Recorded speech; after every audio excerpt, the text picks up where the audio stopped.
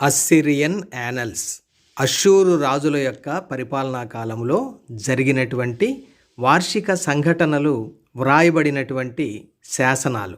అష్షూరు రాజులకు ఉన్న ఒక మంచి అలవాటు ఏంటంటే వారు పరిపాలించినటువంటి కాలాల్లో ఏ సంవత్సరానికి ఆ సంవత్సరం జరిగిన సంఘటనలన్నింటినీ కూడా వివరంగా మట్టి పలకల మీద, రాతి శాసనాల మీద అక్కాడియన్ క్యూనిఫామ్ లిపిలో వారు వ్రాయించటం జరిగింది. అంటే తాము జరిగించిన యుద్ధాలు, పొందిన విజయాలు, అదేవిధంగా వారి యొక్క భవన నిర్మాణ వివరాలు మట్టి పలకల మీద ముద్రించారు. అంత మాత్రమే కాదు, అనేక శాసనాల ద్వారా కూడా వారు ఆ చరిత్రను గ్రంథస్థం చేసుకోవడం జరిగింది. యానల్స్ అంటే మనం ఇంగ్లీష్లో చెప్పుకోవాలంటే record of events year by year. సంవత్సరానికి ఆ సంవత్సరం వాళ్ళు జరిగిన సంఘటనలు గ్రంథస్థం చేయించారు. అదేవిధంగా అస్సిరియన్ యానల్స్ మరియు బైబిల్ యొక్క పాత నిబంధనలోని రాజుల చరిత్ర ఏకీభవించటం అనేది నిజంగా ఎంతో సంతోషించదగినటువంటి విషయంగా నేను మీ ముందుకు తీసుకొని వస్తా ఉన్నాను. అయితే మనం గమనించవలసింది ఏంటంటే అస్సిరియన్ యానల్స్ అన్నీ కూడా ఆ రాజుల యొక్క దృష్టికోణంతో వ్రాయబడ్డాయి. అయితే బైబిల్ దేవుని యొక్క దృష్టికోణంలో నుండి వ్రాయబడింది అనేటువంటి సంగతిని మాత్రం మనం ఎప్పుడు కూడా జ్ఞాపకం పెట్టుకోవాలి. అస్సిరియన్ యానల్స్ కానివ్వండి, బైబిల్కి వెలుపట బైబిల్ చరిత్రను నిర్ధారించే అనేకమైనటువంటి ముఖ్యమైన ఎక్స్ట్రా బిబ్లికల్ ఎవిడెన్సెస్లో మనం అస్సిరియన్ యానల్స్ అనేవి చాలా ముఖ్యమైనవని మనం చెప్పుకోవచ్చు. అవి బైబిల్ చరిత్రను నిర్ధారించే బాహ్య అంటే ఎక్స్ట్రా బిబ్లికల్ పురావస్తు ఆధారాలుగా మనకు స్పష్టమైనటువంటి రుజువులుగా నిలబడతా ఉన్నాయి. బైబిల్ గ్రంథంలో మొట్టమొదటిగా ప్రస్తావించబడిన అష్షూరు రాజు పేరు 3వ తిగ్లత్-పిలేసరు, అంటే తిగ్లత్-పిలేసర్ III. ఇతడు అష్షూరు సామ్రాజ్యాన్ని క్రీస్తు పూర్వం 745 నుండి 727వ సంవత్సరం వరకు పరిపాలించడం జరిగింది. అంటే 745 BC నుండి 727 BC వరకు అష్షూరు సామ్రాజ్యానికి ఒక చక్రవర్తిగా ఈ తిగ్లత్-పిలేసర్ III అనేటువంటి వ్యక్తి పరిపాలించడం జరిగింది. ఇతను గురించినటువంటి ప్రస్తావన బైబిల్ గ్రంథంలో రాజులు 2వ గ్రంథం 15వ అధ్యాయంలో 19-20 వచనాల్లో మనం చూస్తాం. అక్కడ సందర్భం ఏంటంటే అష్షూరు రాజు అయినటువంటి తిగ్లత్-పిలేసర్ III పూలు అనేటువంటి పేరుతో పిలువబడ్డాడు. పూలు, ఇంగ్లీష్లో పూల్ అంటాం, PUL. ఇది తిగ్లత్-పిలేసర్ IIIకి ఉన్నటువంటి ఒక నిక్ నేమ్. 10 గోత్రాల ఉత్తర ఇస్రాయేలు రాజ్యాన్ని పరిపాలించినటువంటి మెనహేము అనేటువంటి రాజు కాలములో ఈ మెనహేము ఉత్తర 10 గోత్రాల ఇస్రాయేల్ రాజ్యాన్ని ఎప్పుడు పరిపాలించాడంటే క్రీస్తు పూర్వం 752 నుండి క్రీస్తు పూర్వం 742 వరకు 10 గోత్రాల ఉత్తర ఇస్రాయేల్ రాజ్యాన్ని పరిపాలించాడు. అంటే 752 BC నుండి 742 BC వరకు 10 సంవత్సరాల పాటు ఇతడు ఇస్రాయేల్ రాజ్యాన్ని పరిపాలించాడు. ఇతని కాలంలో ఈ 3వ తిగ్లత్-పిలేసరు అనగా పూలుగా అక్కడ పేర్కొనబడినటువంటి ఈ అష్షూరు రాజు ఇశ్రాయేలు దేశం మీదకి యుద్ధానికి వస్తే అంత పెద్ద అష్షూరు సైన్యాన్ని చూసి భయపడి ఇశ్రాయేలు రాజు అయినటువంటి మెనహేము ఏం చేశాడంటే అష్షూరు రాజు అయినటువంటి పూలుతో సంధి చేసుకొని ఆ అష్షూరు రాజుకి 2000 మణుగుల వెండిని కప్పముగా చెల్లిస్తే అప్పుడు అష్షూరు రాజు అయినటువంటి ఆ పూలు తన దేశానికి తిరిగి వెళ్ళిపోతాడు. ఇశ్రాయేలు రాజు అయినటువంటి మెనహేము ఈ కప్పాన్ని, ఈ 2000 మణుగుల వెండిని ఎలా సమకూర్చాడంటే బైబిల్ గ్రంథంలో రాజులు 2వ గ్రంథం 15వ అధ్యాయం 19వ వచనంలో స్పష్టంగా వ్రాయబడింది. అతడు ఎలా పేమెంట్ చేశాడంటే మెనహేము ఇశ్రాయేలులో భాగ్యవంతులైన గొప్పవారిలో ప్రతి మనిషి యొద్దను 50 తులముల వెండి వసూలు చేసి ఈ ద్రవ్యమును అష్షూరు రాజునకు ఇచ్చెను, కనుక అష్షూరు రాజు దేశమును విడిచి వెళ్ళిపోయాను. చూడండి, స్పష్టంగా ఇక్కడ చెప్పబడతా ఉంది. మెనహేము అనేటువంటి ఇశ్రాయేల్ రాజు 2000 మణుగుల వెండిని అష్షూరు రాజుకు కప్పంగా చెల్లించడం ద్వారా అతడు తిరిగి తన దేశానికి వెళ్ళిపోయాడని. ఇది బైబిల్ గ్రంథంలో వ్రాయబడినటువంటి చరిత్ర. ఈ విషయాలను తిగ్లత్-పిలేసర్ III వేయించుకున్నటువంటి ఆ అస్సిరియన్ యానల్స్లో మెనహేము కప్పం కట్టినటువంటి సంగతిని అతడు కూడా ప్రస్తావించాడు. బైబిల్లో ఉన్నటువంటి ఈ సంఘటన ఎక్స్ట్రా బిబ్లికల్ ఎవిడెన్స్ అయినటువంటి 3వ తిగ్లత్-పిలేసర్ వేయించినటువంటి అస్సిరియన్ యానల్స్లో కూడా మనకు కనబడుద్ది. ఇక అష్షూరు రాజులను గురించినటువంటి 2వ ప్రస్తావన బైబిల్లో ఎక్కడుందంటే రాజులు 2వ గ్రంథం 15వ అధ్యాయం 29వ వచనములో అష్షూరు రాజును గూర్చినటువంటి ప్రస్తావన మనం చూడగలం. ఇక్కడ 3వ తిగ్లత్-పిలేసర్ అనబడినటువంటి అష్షూరు రాజును గూర్చి వ్రాయబడింది. సందర్భం ఏంటంటే, ఇశ్రాయేలు రాజైనటువంటి పెకహు దినాల్లో ఇశ్రాయేలు దేశంలో ఈయోను, అబేల్ బేత్మయక, యానోయహు, కెదెషు, హసోరు పట్టణాలు మరియు గిలాదు దేశం, నఫ్తాలి దేశం, గలిలయ దేశం అంతా కూడా ఈ 3వ తిగ్లత్-పిలేసరు వచ్చి ముట్టడి వేసి పట్టుకొని ఆ పట్టణాల్లో నివసిస్తున్నటువంటి ఇశ్రాయేలు ప్రజలను అష్షూరు దేశానికి చెరగా తీసుకొని పోయినటువంటి సందర్భం ఇక్కడ వ్రాయబడింది. 10 గోత్రాల ఉత్తర ఇశ్రాయేలు రాజ్యాన్ని పెకహు అనేటువంటి ఇశ్రాయేలు రాజు పరిపాలించినటువంటి కాలం క్రీస్తు ప్రభువారికి పూర్వం 740 నుండి 731వ సంవత్సరం వరకు ఈ పెకహు అనేటువంటి ఇశ్రాయేలు రాజు పరిపాలించాడు. అంటే ఈ పెకహు 10 గోత్రాల ఉత్తర ఇశ్రాయేలు రాజ్యాన్ని పరిపాలించిన కాలం 740 BC నుండి 731 BC వరకు సుమారుగా 9 సంవత్సరాల పాటు ఇతను ఇశ్రాయేలు దేశాన్ని పరిపాలించడం జరిగింది. అయితే అతడు సింహాసనం ఎక్కినటువంటి మొదటి సంవత్సరంలోనే ఈ 3వ తిగ్లత్-పిలేసర్ అతని దేశం మీద, అనగా 10 గోత్రాల ఉత్తర ఇశ్రాయేలు దేశం మీద దాడి చేసి, నేను ఇప్పుడు మీకు చెప్పినటువంటి పట్టణాల్లో ఉన్నటువంటి ఇశ్రాయేలు ప్రజలను తన దేశానికి పట్టుకొని పోయాడు. ఇది బైబిల్ గ్రంథంలో అష్షూరు రాజులను గూర్చినటువంటి 2వ ప్రస్తావన. ఇక అష్షూరు రాజులను గురించినటువంటి 3వ ప్రస్తావన బైబిల్ గ్రంథంలో రాజులు 2వ గ్రంథం 16వ అధ్యాయం 7, 8, 9 వచనాల్లో ఉంది. అక్కడ సందర్భం ఏంటంటే, 2 గోత్రాల దక్షిణ యూదా రాజ్యాన్ని పరిపాలిస్తున్నటువంటి ఆహాజు కాలంలో ఈ యూదా రాజు అయినటువంటి ఆహాజు క్రీస్తు పూర్వం 730వ సంవత్సరం నుండి 715వ సంవత్సరం వరకు 16 సంవత్సరాల పాటు యూదా దేశాన్ని పరిపాలించడం జరిగింది. అతని యొక్క పరిపాలనా కాలంలో సిరియా రాజు అయినటువంటి రెజీను, 10 గోత్రాల ఉత్తర ఇశ్రాయేలు రాజ్యాన్ని పరిపాలిస్తున్న రాజు అయినటువంటి పెకహు, వీరిద్దరూ కలిసి యూదా దేశం మీద దండెత్తి వచ్చి యెరూషలేం పట్టణాన్ని వారు ముట్టడి వేశారు. అప్పుడు యూదా రాజు అయినటువంటి ఆహాజు ఏం చేశాడో బైబిల్ గ్రంథంలో చాలా స్పష్టంగా వ్రాయబడింది. ఆ యొక్క వాక్యాన్ని మీకు చదివి వినిపిస్తాను. ఇట్లుండగా ఆహాజు యెహోవా మందిర సంబంధమైనట్టు, రాజనగరు సంబంధమైనట్టు సామగ్రులలో కనబడిన వెండి బంగారములను తీసుకొని అష్షూరు రాజునకు కానుకగా పంపి, నేను నీ దాసుడను, నీ కుమారుడనై ఉన్నాను కనుక నీవు వచ్చి నా మీదికి లేచిన సిరియా రాజు చేతిలో నుండి ఇశ్రాయేలు రాజు చేతిలో నుండి నన్ను రక్షింపవలనని అష్షూరు రాజైన తిగ్లత్-పిలేసరు నొద్దకు దూతలను పంపగా. చూడండి, సిరియా రాజు నుండి, ఇశ్రాయేలు రాజు నుండి తనను కాపాడాలని ఈ 3వ తిగ్లత్-పిలేసరు నొద్దకు దూతలను పంపించాడు. అష్షూరు రాజు అతని మాట అంగీకరించి దమస్కు పట్టణం మీదకి వచ్చి దాన్ని పట్టుకొని రెజీనును హతము చేసి ఆ జనులను కీరు పట్టణమునకు చెరదీసుకొని పోయెను. చూడండి, యూదా రాజు అయినటువంటి ఆహాజు కోరినట్టే అష్షూరు రాజు అయినటువంటి తిగ్లత్-పిలేసర్ వచ్చి సిరియా రాజు అయినటువంటి రెజీనును ఓడించి అతన్ని చంపివేసి సిరియన్లను కొంతమందిని తన దేశానికి చెరదీసుకొని పోయాడు. దీన్ని చూసి ఇక ఇశ్రాయేలు రాజు వెనక్కి వెళ్ళిపోయాడు. సిరియన్ల నుండి కూడా యూదా రాజు అయినటువంటి ఆహాజుకు ప్రమాదం తప్పిపోయింది. కాబట్టి ఇతడు ఏం చేశాడంటే, ఈ రాజైన ఆహాజు అష్షూరు రాజైన తిగ్లత్-పిలేసర్ను కలుసుకొనుటకై దమస్కు పట్టణమునకు వచ్చాను. చూడండి, కృతజ్ఞతగా ఈ ఆహాజు ఏం చేశాడంటే, సిరియా దేశంలోని దమస్కు పట్టణంలో ఉన్నటువంటి తిగ్లత్-పిలేసర్ దగ్గరకు వెళ్ళి అతన్ని కలుసుకున్నట్టు బైబిల్ చరిత్ర చెప్తా ఉంది.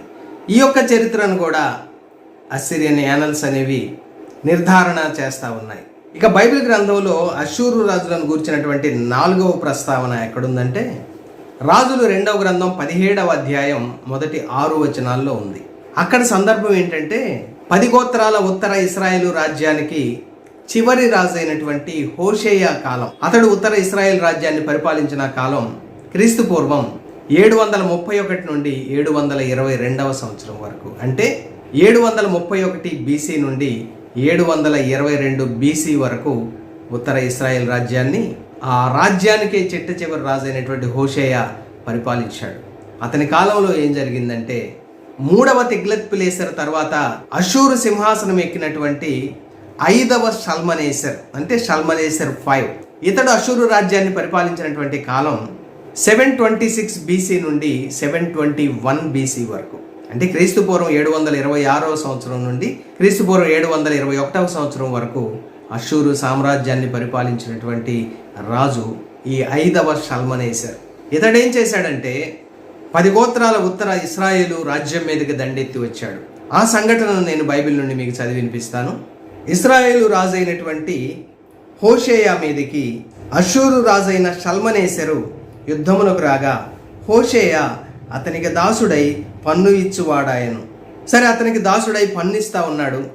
కొంతకాలం ఆ విధంగా జరిగిన తర్వాత ఇశ్రాయేలు రాజు ఏం చేశాడంటే ఐగుప్తు రాజైన సో నొద్దకు దూతలను పంపి పూర్వము తాను ఏటేటా ఇచ్చుచూ వచ్చినట్టు అషూరు రాజునకు పన్ను ఇయ్యకపోగా హోషేయ చేసిన కుట్ర అషూరు రాజు తెలుసుకొని అతనికి సంకెళ్ళు వేయించి బందీ గృహంలో ఉంచెను. చూడండి, అషూరు రాజు మీద తిరుగుబాటు చేశాడు. ఎవరిని ఆధారం చేసుకొని? ఐగుప్తు రాజు అయినటువంటి సో అనేటువంటి ఆ ఫరోని ఆధారం చేసుకొని అషూరు రాజు మీద తిరుగుబాటు చేస్తే అషూరు రాజు ఏం చేశాడంటే ఈ దేశం మీదకి మరలా దండెత్తి వచ్చి ఇశ్రాయేలు రాజు అయినటువంటి హోషేయను పట్టుకొని అతని సంకెళ్ళు వేయించి బందీ గృహంలో ఉంచాడు. అంత మాత్రమే కాకుండా అషూరు రాజు అయినటువంటి ఐదవ షల్మనేసెరు ఇశ్రాయేలు దేశం అంతటి మీదికిని షోమ్రోను మీదికిని వచ్చి 3 సంవత్సరములు షోమ్రోనును ముట్టడించెను.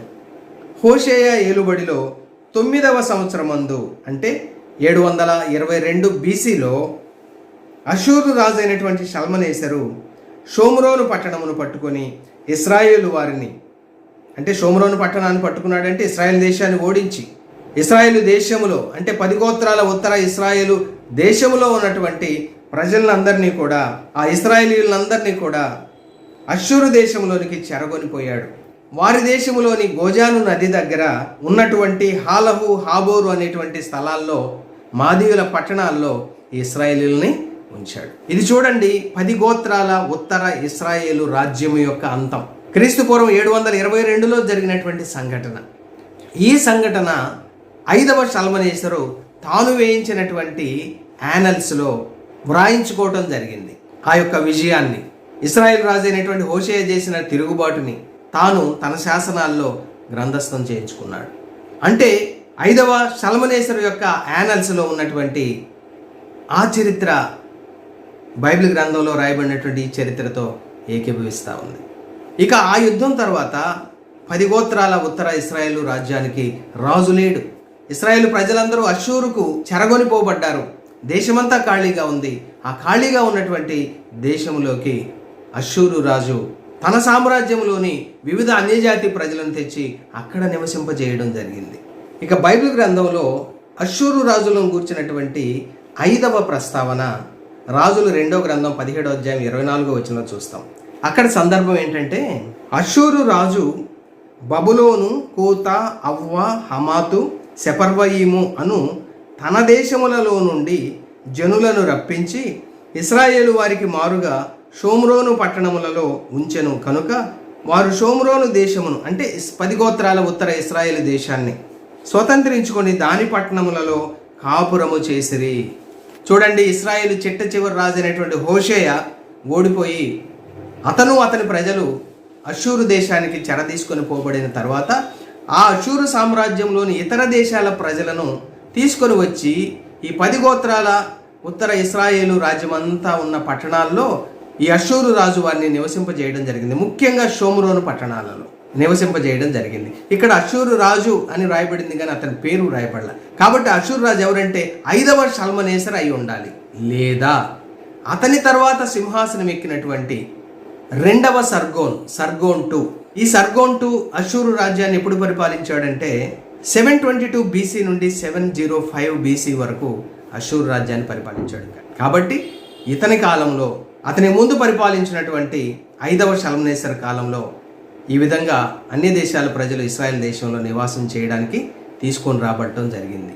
కాబట్టి ఇక్కడ అషూరు రాజు అటు ఐదవ షల్మనేసెరు అన్న అయి ఉండాలి, లేదా ఈ 2వ సర్గోన్ అన్న అయి ఉండాలి. ఇక బైబిల్ గ్రంథంలో అషూరు రాజులను గూర్చినటువంటి 6వ ప్రస్తావన బైబిల్లో రాజుల 2వ గ్రంథం 18వ అధ్యాయం 13 నుండి 37 వచనాల్లో, అదేవిధంగా ఇదే సంఘటనలను దినవృత్తాంతంలో 2వ గ్రంథం 32వ అధ్యాయంలోను, అదేవిధంగా ఇదే సంఘటనలు యెషయా గ్రంథం 36వ అధ్యాయంలోను 37వ అధ్యాయంలోను మనం చూస్తాం. అక్కడ సందర్భం ఏంటంటే 2 గోత్రాల దక్షిణ యూదా రాజ్యాన్ని హిజ్కియా పరిపాలిస్తున్న కాలంలో, హిజ్కియా ఎప్పుడు యూదా రాజ్యాన్ని పరిపాలించాడు అంటే క్రీస్తుపూర్వం 715 నుండి క్రీస్తుపూర్వం 686వ సంవత్సరం వరకు 2 గోత్రాల దక్షిణ యూదా రాజ్యాన్ని హిజ్కియా పరిపాలించాడు. అంటే 715 బీసీ నుండి 686 బీసీ వరకు హిజ్కియా యూదా రాజ్యాన్ని పరిపాలించాడు. అతని కాలంలో అషూరు రాజు అయినటువంటి సన్హెరీబు, ఈ సన్హెరీబు అషూరు రాజ్యాన్ని పరిపాలించిన కాలం క్రీస్తుపూర్వం 705 నుండి క్రీస్తుపూర్వం 681 వరకు. అంటే 705 బీసీ నుండి 681 బీసీ వరకు ఈ సన్హెరీబు అనేటువంటి వ్యక్తి అషూరు రాజ్యానికి రాజుగా పరిపాలించడం జరిగింది. ఆ కాలంలో ఏం జరిగిందో నేను బైబిల్లో నుండి మీకు చదివి వినిపిస్తాను. రాజులు 2వ గ్రంథం 18వ అధ్యాయం 13, 14, 15, 16 వచనాలు.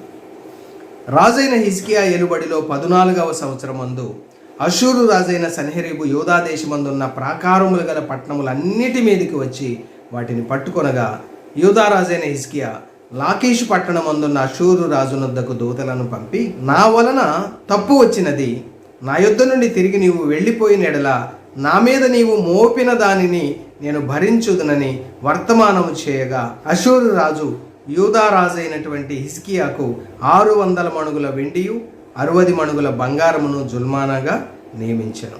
చూడండి, ఎప్పుడైతే రాజు అయినటువంటి హిజ్కియా అషూరు రాజుకు నా వలన తప్పు జరిగిందని వర్తమానం పంపితే, అప్పుడు అషూరు రాజు ఏం చేశాడంటే హిజ్కియా మీద జుల్మానా విధించాడు. ఏంటా జుల్మాన్ అంటే 600 మణుగుల వెండి 60 మణుగుల బంగారం.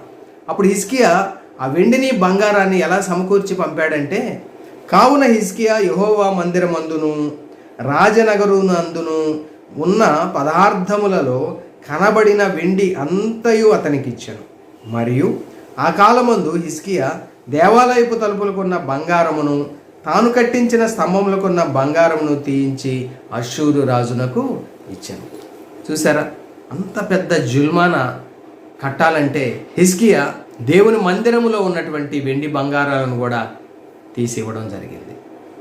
ఆ జుల్మానా తీసుకొని కూడా సన్హెరీబు మరొకసారి తన అధికారులను గొప్ప సైన్య సమూహంతో తిరిగి యూదా దేశం మీదకి పంపడం జరిగింది. ఇదంతా కూడా అషూరు రాజులను గురించినటువంటి బైబిల్ గ్రంథంలోని 6వ ప్రస్తావన. బైబిల్ గ్రంథంలో అషూరు రాజులను గురించినటువంటి 7వ ప్రస్తావన మనం గమనిస్తే, రాజులు 2వ గ్రంథం 19వ అధ్యాయం 1-37 వచనాల్లో అషూరు రాజును గురించినటువంటి ప్రస్తావనలు కలిగినటువంటి కొన్ని సంఘటనలు మనం అక్కడ చూస్తాం. ఇక్కడ సందర్భం ఏంటంటే, అషూరు రాజు అయినటువంటి సన్హెరీబు హిజ్కియా పంపిన జుల్మానా తీసుకొని కూడా తిరిగి రాజైన హిజ్కియాను బెదిరిస్తూ ఒక ఉత్తరం రాస్తాడు. అంత మాత్రమే కాదు, గొప్ప సైన్య సమూహాన్ని పంపి యెరూషలేమును ముట్టడి వేయిస్తాడు. అషూరు రాజు అయినటువంటి సన్హెరీబు పంపినటువంటి బెదిరింపు ఉత్తరాన్ని హిజ్కియా దూతల దగ్గర నుండి తీసుకొని ఆ ఉత్తరాన్ని దేవుని మందిరంలోనికి తీసుకొని వెళ్ళి ఆ ఉత్తరాన్ని దేవుని సన్నిధిలో పరిచి చేసినటువంటి గొప్ప కన్నీటి ప్రార్థనకు జవాబుగా దేవుడు పరలోకము నుండి తన దూతను పంపి యూదా దేశం మీదకి దండెత్తి వచ్చినటువంటి అషూరు సైనికులలో 185,000 మందిని తన దూత ద్వారా సంహరించడం జరిగింది. ఇది జరిగిన తర్వాత అషూరు రాజు అయినటువంటి సన్హెరీబు సిగ్గుపడి తన దేశానికి తిరిగి వెనక్కి వెళ్ళిపోవడం జరిగింది. ఇది ఒక మానవాతీతమైనటువంటి దైవ కార్యం. ఈ సంఘటన గురించి బైబిల్లో ఉంది, కానీ సన్హెరీబు యొక్క అసిరియన్ యానల్స్లో అతడు రాసుకోలేదు. ఎందుకు రాసుకోలేదంటే, అతడు తన యొక్క విజయాలను రాసుకుంటాడు కానీ తన ఓటమిని రాసుకోడు. నిజమని ఎలా నమ్మాలి అని అంటే, ఆ అషూరు రాజు అయినటువంటి సన్హెరీబు యొక్క యానల్స్లో యెరూషలేము ఇంకా స్వతంత్రంగానే ఉన్నట్టు రాశాడు. అంటే దాని అర్థం ఏంటంటే, యెరూషలేం మీద దండెత్తి వచ్చాడు కానీ దాన్ని తన సైన్యంతో ఓడించలేక తను వెనుదిరిగి వెళ్ళిపోయినట్లు అక్కడ అర్థమవుతా ఉంది. ఇక్కడ దేవుని యొక్క ఆశ్చర్యకార్యం బైబిల్ గ్రంథంలో వ్రాయబడింది. అయితే ఈ 2 సంఘటనలు కూడా పోల్చి చూసుకున్నప్పుడు అసిరియన్ యానల్స్లో ఉన్నటువంటి ఆ చరిత్ర బైబిల్ చరిత్రతో ఏకీభవించినట్టే మనం భావించాలి స్నేహితులారా. ఇక అష్షూరు రాజులను గూర్చినటువంటి 8వ ప్రస్తావన బైబిల్ గ్రంథంలో యెషయా గ్రంథం 20వ అధ్యాయం 1వ వచనంలో చూస్తాం. అక్కడ పేర్కొనబడినటువంటి అష్షూరు రాజు సర్గోన్ II అంటే 2వ సర్గోను. ఈ 2వ సర్గోను అష్షూరు రాజ్యాన్ని 722 BC నుండి 705 BC వరకు పరిపాలించినటువంటి రాజు. క్రీస్తు పూర్వం 722 నుండి 705 వరకు పరిపాలించినటువంటి రాజు ఈ 2వ సర్గోను. యెషయా గ్రంథం 20వ అధ్యాయం 1వ వచనంలో ఈ అష్షూరు రాజును గురించి ఈ విధంగా వ్రాయబడింది. అష్షూరు రాజైన సర్గోను తర్తానును పంపగా, అంటే తన యొక్క అధికారిని సైన్యాధిపతిని పంపగా, అతడు అష్డోదునకు వచ్చిన సంవత్సరమున అష్డోదీయులతో యుద్ధము చేసి వారిని పట్టుకొనెను. ఇది అష్షూరు రాజైనటువంటి సర్గోను II తన అధికారి అయినటువంటి తర్తానుని అష్డోదు మీదకి పంపి దాన్ని ఓడించి అష్డోదీయులను చెరపట్టుకొని వెళ్ళినటువంటి సంఘటన ఇక్కడ వ్రాయబడింది. ఈ సంఘటన చరిత్రలో 711 BCలో జరిగినట్లుగా అస్సిరియన్ యానల్స్లో మనకి చరిత్ర తెలియజేయబడతా ఉంది. నిజానికి అష్డోద్ అనేది ఫిలిస్తీయుల పట్టణం. ఈ ఫిలిస్తీయుల పట్టణం అయినటువంటి అష్డోదు, ఆ అష్డోదు రాజు అష్షూరు రాజు మీద తిరుగుబాటు చేసిన కారణాన్ని బట్టి అష్షూరు రాజు అయినటువంటి 2వ సర్గోను తన సైన్యాధికారి అయినటువంటి తర్తానును పంపి అష్డోదును ఓడించి అష్డోదీయులందరినీ కూడా అష్షూరుకు చెరగొనిపోవడం జరిగిన సంఘటన ఇది. ఇక బైబిల్ గ్రంథంలో 9వది అయినటువంటి అష్షూరు రాజులు గురించినటువంటి ప్రస్తావన మనం బైబిల్లో ఎజ్రా గ్రంథం 4వ అధ్యాయం 10వ వచనంలో మనం చూస్తాం. అక్కడ సందర్భం ఏంటో నేను లేఖనాల్లో నుండి మీకు చదివి వినిపిస్తాను. ఘనుడును శ్రేష్ఠుడు అయిన అస్నప్పరు, ఇక్కడ అస్నప్పర్ అనేది పేరు. ఈ అస్నప్పర్ అనేటువంటి నామధేయం అష్షూరు రాజు అయినటువంటి అషుర్బనిపాలుకు ఇవ్వబడినటువంటి మరొక పేరు. అషుర్బనిపాల్ ఇతడు అష్షూరు సామ్రాజ్యాన్ని క్రీస్తుపూర్వం 669వ సంవత్సరం నుండి క్రీస్తుపూర్వం 631వ సంవత్సరం వరకు అష్షూరు సామ్రాజ్యాన్ని పరిపాలించిన రాజు. ఇతని కాలంలో ఇతడు ఏం చేశాడంటే తన రాజ్యములోని ప్రజలను ఇశ్రాయేలు దేశములోని షోమ్రోను పట్టణాల్లో నివసింపజేయటానికి ఇతని కాలంలో కూడా ప్రజలను ఇశ్రాయేలు దేశానికి తీసుకుని వచ్చాడు. ఎజ్రా గ్రంథం 4వ అధ్యాయం 10వ వచనంలోని ఈ ఉత్తరం ఎప్పుడు వ్రాయబడిందంటే నెహెమ్యా యెరూషలేము పట్టణానికి వచ్చి పాడైపోయినటువంటి తగులబెట్టబడిన స్థితిలో ఉన్నటువంటి యెరూషలేము పట్టణాన్ని కట్టిస్తూ, అదేవిధంగా శత్రువులు కూలదోసినటువంటి యెరూషలేము పట్టణ ప్రాకారాలను తిరిగి నిర్మిస్తున్నటువంటి సందర్భంలో అది ఇష్టం లేనటువంటి అన్యజనులు ఆ పనులకు ఆటంకం కల్పించాలని నెహెమ్యా యెరూషలేము పట్టణాన్ని కానీ యెరూషలేము ప్రాకారాలను కానీ కట్టించకూడదు, ఆటంకం కల్పించాలి అనేటువంటి ఉద్దేశంతో అన్యజనులు అప్పటి రాజైనటువంటి అర్తహషస్త యొక్క దినాల్లో మరి బిష్లాము, మిత్రిదాతు, టాబెయేలు అనేవారి పక్షముగా ఉన్నవారు పారసీక దేశపు రాజైన అర్తహషస్తకు ఉత్తరం రాసి పంపారు.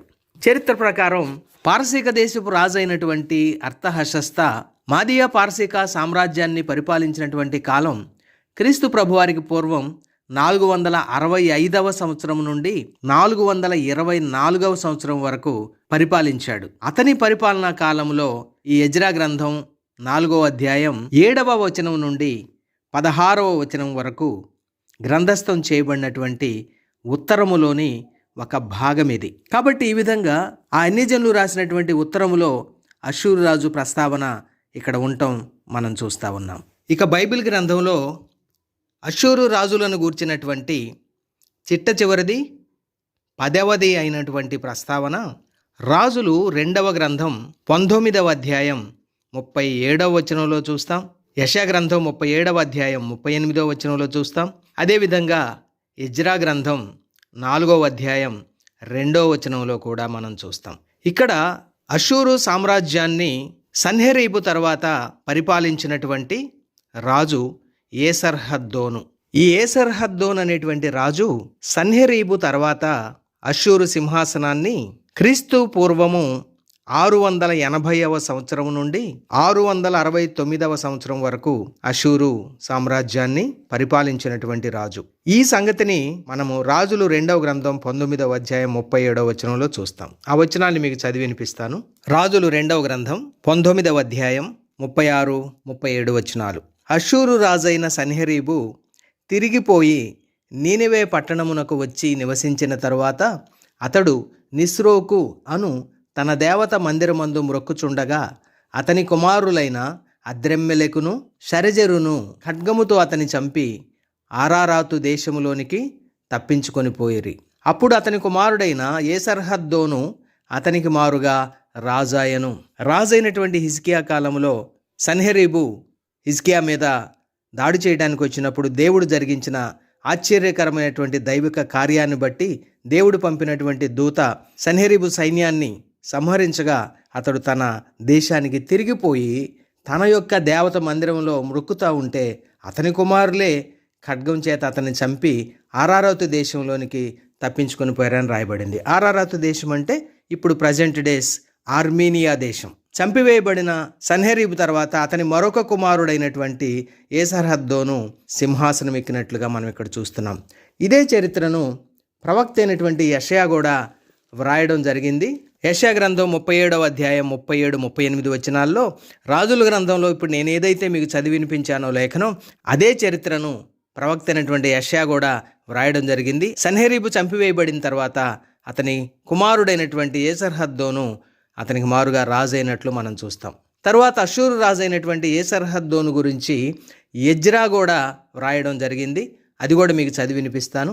ఎజ్రా గ్రంథం 4వ అధ్యాయం 2వ వచనం. ఇక్కడ సందర్భం ఏంటంటే 70 సంవత్సరాల బబులోను చెర నుండి తిరిగి వచ్చినటువంటి యూదులు జెరుబ్బాబెలు యెహోషువ నాయకత్వంలో 2వ మందిర నిర్మాణం ప్రారంభించగా ఆ యూదయ ప్రాంతంలో నివసిస్తున్నటువంటి యూదుల యొక్క విరోధులు, అక్కడ ఉన్నటువంటి అన్యజనులు, మేము కూడా దేవాలయ నిర్మాణంలో పాలు పంచుకుంటాం, సహాయం చేస్తామని ఒక కపట వేషంతో వచ్చినప్పుడు వారు జెరుబ్బాబెలు యెహోషువతో చెప్పినటువంటి మాట ఏంటంటే ఎజ్రా గ్రంథం 4వ అధ్యాయం 2వ వచనం.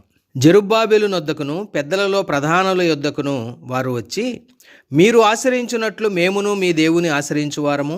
ఇచ్చటికి అంటే వారు ఏ యూదా దేశంలో యెరూషలేము చుట్టుపక్కల ప్రాంతాలన్నింటిలో ఈ అన్యజనులు నివసిస్తున్నారో, ఈ అన్యజనులైనటువంటి తాము ఆ ప్రాంతానికి ఎలా వచ్చారో వారు జెరుబ్బాబెలుకి మిగిలినటువంటి పెద్దలకి వివరిస్తున్నారు. ఏమంటున్నారు వారు? ఇచ్చటికి మమ్మును రప్పించిన అషూరు రాజైన ఏసర్హద్దోను యొక్క కాలము మొదలుకొని మేము యెహోవాకు బలులర్పించువారము, మేమును మీతో కలిసి కట్టేదమని చెప్పిరి. చూడండి, మీతో కలిసి మందిరం కడతామని చెప్తున్నారు. ఆ మా దేశాల నుండి అషూరు రాజైనటువంటి ఏసర్హద్దోను మమ్మల్ని ఈ ప్రాంతానికి తీసుకొని వచ్చాడు. అప్పటి నుండి కూడా మేము ఇక్కడ ఉంటా యెహోవాకు బలులర్పిస్తున్నాము. జెరుబ్బాబెలు అదేవిధంగా యెహోషువ మిగిలినటువంటి పెద్దలు వాళ్ళ కపట నాటకాన్ని గమనించి వారికి మందిర నిర్మాణంలో ఎటువంటి పాలు పంపులకు తావివ్వలేదు. ఇక్కడ మనకి ఈ ప్రస్తావన అన్యజనాంగం అషూరు రాజు అయినటువంటి ఏసర్హద్దోను గురించి ప్రస్తావించడం మనం ఇక్కడ చూస్తాం. ఇది మనకి బైబిల్ గ్రంథంలోని అషూరు రాజులను గురించినటువంటి 10వ ప్రస్తావన. ఇవన్నీ కూడా ఎక్స్ట్రా బిబ్లికల్ ఎవిడెన్స్లుగా చరిత్రలో మనకి లభ్యమవుతూ ఉన్నాయి. అనేకమైనటువంటి పురావస్తు తవ్వకాలలో దొరికినటువంటి ఈ అస్సిరియన్ యానల్స్ అనేవి బైబిల్ గ్రంథం యొక్క సత్యసంధతను, బైబిల్ గ్రంథంలోని చరిత్ర యొక్క యథార్థతను మనకు నిరూపితం చేస్తూ ఉన్నాయి. అలాగైతే ఈరోజు మనం ఈ వర్తమానంలో బైబిల్ గ్రంథంలో కనబడినటువంటి 6 అషూరు రాజులు, వారు చరిత్రలో బైబిల్కు బయట ఎక్స్ట్రా బిబ్లికల్ ఎవిడెన్సెస్ అయినటువంటి అస్సిరియన్ యానల్స్లో మనకి కనబడతారు. ఈ సంఘటనలు అస్సిరియన్ యానల్స్లో మనకు కనబడతాయి. ఇక్కడ బైబిల్లోని హిబ్రూ రాజుల పేర్లు అషూరు రాజుల యొక్క యానల్స్లో మనకు కనబడతాయి. అంత మాత్రమే కాదు, ఇక్కడ హిబ్రూ రాజులు పరిపాలించినటువంటి కాలాలు, చెప్పబడినటువంటి కాలాలు, అదేవిధంగా అస్సిరియన్ రాజులు పరిపాలించినటువంటి కాలాలు, వారు వేయించినటువంటి యానల్స్లో మెన్షన్ చేయబడినటువంటి, ప్రస్తావించబడినటువంటి కాలాలు 2 కూడా ఏకీభవిస్తూ ఉన్నాయి. అంటే Assyrian annals are collaborating with the history in the Bible. My dear brothers and sisters, Bible history is nothing but truth. Bible గ్రంథం సత్యవేదమైనట్లే బైబిల్ గ్రంథములోని దేవుడు ప్రభు అయిన యేసుక్రీస్తు నేనే మార్గమును సత్యమును జీవమునని ప్రకటించినటువంటి దేవుడు. అలాంటి దేవుడైన రక్షకుడైన యేసు ప్రభువాన్ని నమ్ముకున్నటువంటి మనం ఎక్స్ట్రా బిబ్లికల్ ఎవిడెన్సెస్ ద్వారా మనం బైబిల్ని నమ్మడం లేదు, కానీ బైబిల్ని ఉన్నది ఉన్నట్టుగా, బైబిల్లోని దేవుడైనటువంటి యేసు ప్రభువుని ఉన్నవాడిని ఉన్నట్లుగా మనం నమ్మాము, రక్షణ పొందాం, విశ్వసించాం. అయితే దేవుడే చరిత్రలో అనేకమైనటువంటి ఆధారాలు, బైబిల్ యొక్క చరిత్ర నిజమైనటువంటి చరిత్ర అని ప్రభువే బయట ఆధారాల ద్వారా మనకి నిరూపితం చేస్తుండగా, మరొకసారి మన విశ్వాసాన్ని దృఢపరచుకోవడానికి, బలపరచుకోవడానికి మాత్రమే, బైబిల్ యొక్క సత్యసంధతను బట్టి ఆ ప్రభువుని కీర్తించడానికి మాత్రమే ఈ ఎక్స్ట్రా బిబ్లికల్ ఎవిడెన్సెస్ను మనం మన గమనంలోకి తెచ్చుకుంటున్నాం. అంతేకాని అవి లేకపోతే బైబిల్ని మనం నమ్మమని కాదు సుమా. చూడక నమ్మిన వారు ధన్యులని యేసు ప్రభు వారు చెప్పాడు. అంతే, మనము బైబిల్ గ్రంథంలో వెల్లడి చేయబడినటువంటి సత్యాన్ని ఉన్నది ఉన్నట్టుగా మనం విశ్వసించాం. ఆ సత్యవంతుడైన దేవుడు యేసుక్రీస్తు ప్రభువును మనం విశ్వసించి రక్షణ పొంది విశ్వాసులుగా ఈ భూమి మీద విశ్వాస జీవితాన్ని మనం కొనసాగిస్తూ ఉన్నాం. అందును బట్టి ప్రభువును స్తుతిస్తూ ఉన్నాను. ఈరోజు క్రైస్తవ విశ్వాసులైనటువంటి మీరు కూడా ఈ ఎక్స్ట్రా బిబ్లికల్ ఎవిడెన్సెస్ అయినటువంటి అసిరియన్ యానల్స్ ద్వారా కూడా మరొకసారి బైబిల్ చరిత్ర నిజమైన చరిత్రని నిరూపించబడుతూ ఉండగా, నాతో పాటు మీరు కూడా ఆ దేవాది దేవుణ్ణి ఈ కారణాన్ని బట్టి స్తుతించాలని, మా రక్షకుడైన యేసు ప్రభువాన్ని కీర్తించాలని, నమ్మిన మనం మన జీవితకాల పర్యంతం ఆ ప్రభువుకి నమ్మకంగా జీవించాలని మీ అందరికీ మనవి చేస్తూ నేను ఈ వర్తమానాన్ని ముగిస్తున్నాను. మీ అందరికి కూడా నా ప్రేమ వందనాలు. God bless you all.